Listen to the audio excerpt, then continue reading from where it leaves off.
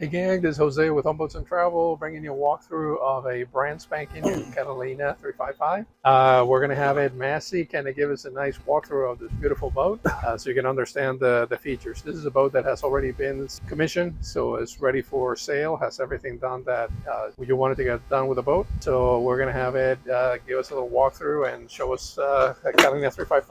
All right, so we are inside the Catalina 355 with Ed Massey, and Ed is going to give us a little introduction to this fabulous boat. Catalina 355 has become one of the most popular Catalinas ever. It's part of the 5 series of Catalina yachts, and the 5 series was introduced in 2010 with the 445. The next 5 series boat was the 355. The 355 uniquely fills a niche of coastal cruisers, folks that want to go to the Bahamas. If you're in the north, sailing Long Island Sound, maybe to Martha's Vineyard, nice places. The boat's very capable and very robustly built. Also, with the 5 Series, Catalina took their level of luxury and fit and finish up several plateaus, and you'll probably see that as we walk through this boat. So starting in the forward area of the boat, we'll go up to the owner's stateroom. And you'll notice the owner's stateroom has a very large berth, and this is a mattress, not just foam. It's a real innerspring mattress. And you'll notice that the head of the berth lifts up, and it can lift up a bit more with the reading lights. You could sit in bed and read a book and be very comfortable. Also, there's a good locker, hanging locker here to starboard. Part of the air conditioning ducting system is in it, but there's plenty of hanging space. And then there's a drawer pack here, and when you lift this up, there's a large bin underneath the aft end of the berth, and then off to port there's a little seating area, a little vanity area. So you can see there's a vanity with a little settee. It's very convenient. Put your makeup on, keep a few things in it. And the forward stateroom has a lot of air from the air conditioning system flowing into it, so it's very cool here.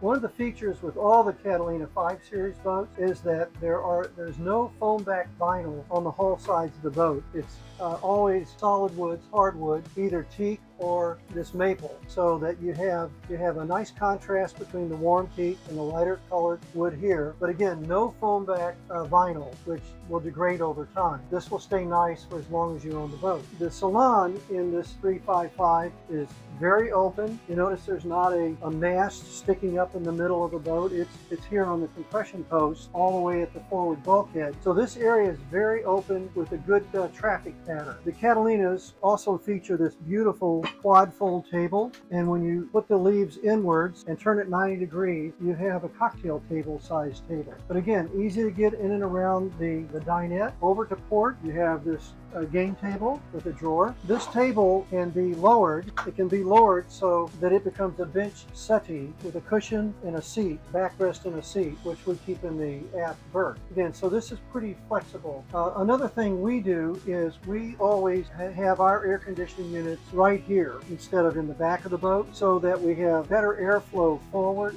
and here in the main salon.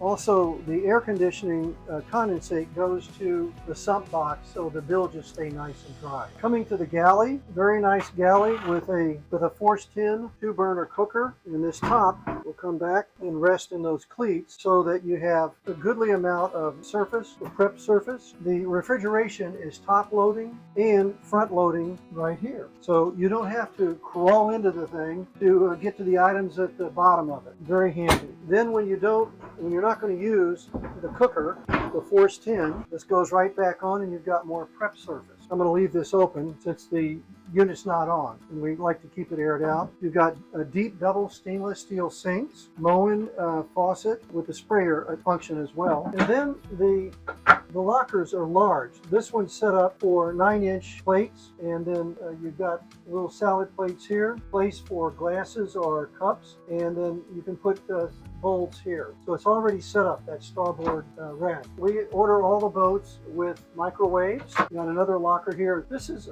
kind of handy. These are gel coats, and for any color gel coat on the boat, and varnish, the factory sends us tins of these in case there's a little damage to the gel coat. It can be fixed with matching gel coat. The head on this boat is particularly nice. It's quite open, as you can see, and that's a large toilet. It's not the small, tiny marine toilets you see on boats so often. It's larger, and as you can see with this track, this curtain pulls around, so you have a rather large dedicated shower area in there. One of the features of the head that are particularly nice is this door will stay wherever you put it. So if you were going to shave, it's the right angle to your face. Or if you're going to put makeup on, if you're a woman, it would also be at the correct angle.